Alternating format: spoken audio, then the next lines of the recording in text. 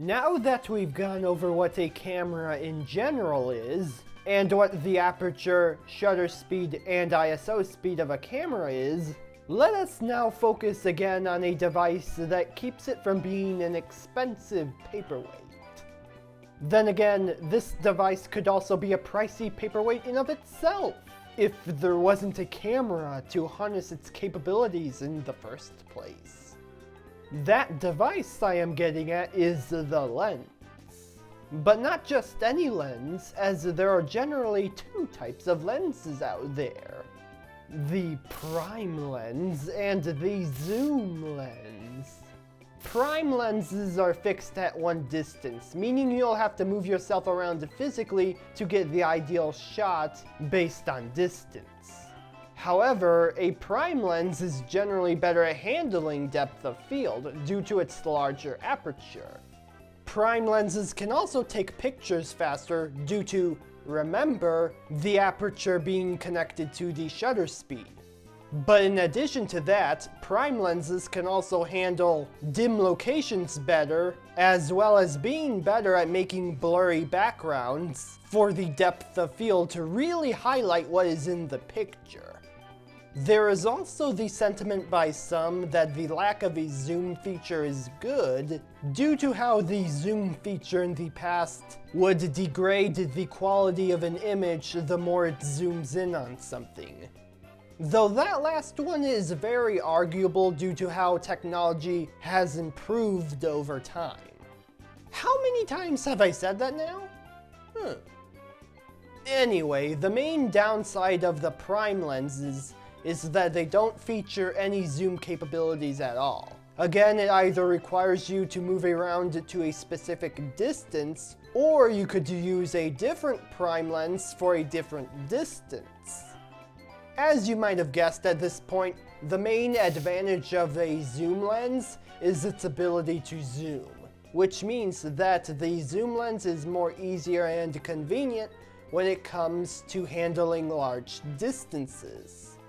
Now yes, you could just technically move closer or farther away from the subject of interest so that the lens with the better aperture can take the picture, but that can depend on whether you value convenience or arguably better results. And that wasn't even mentioning some of the cases where only a zoom lens is possible for use. For example, if you are filming something that is far away and constantly moving, such as someone who is surfing, I doubt a prime lens would be the best course of action unless you felt like going swimming that day. Another example would be being able to take pictures of wildlife from a safe distance, as some wild animals may not appreciate the company from anyone. There are also technically two more types of lenses, called the parfocal lens and the varifocal lens. Though because their focal lengths can change, these types of lenses are categorized as a zoom lens. With a parfocal lens, it has the ability to change the focal length while recording, which means that the focus will be constantly maintained on the subject even when zooming in and out.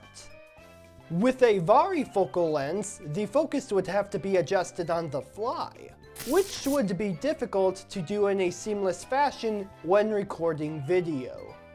That's because these lenses are more geared towards photography, as making constant manual adjustments is expected in the world of still images.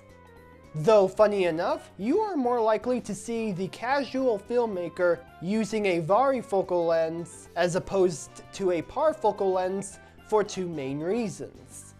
One is that parfocal lenses tend to be more expensive, and two is that cameras nowadays come with some sort of workaround substitution, allowing filmmakers to get around the limitations of the varifocal lenses with features such as face tracking, for example. Still, whenever it comes to professional videography, the parfocal lens will tend to be preferred. Though I should mention that the results ultimately come down to how the filmmaker handles their tools. So keep that in mind when filming, regardless of the camera or lens you use. That's not all though, as there are many different lenses out there that are defined by how far they can go when it comes to zooming.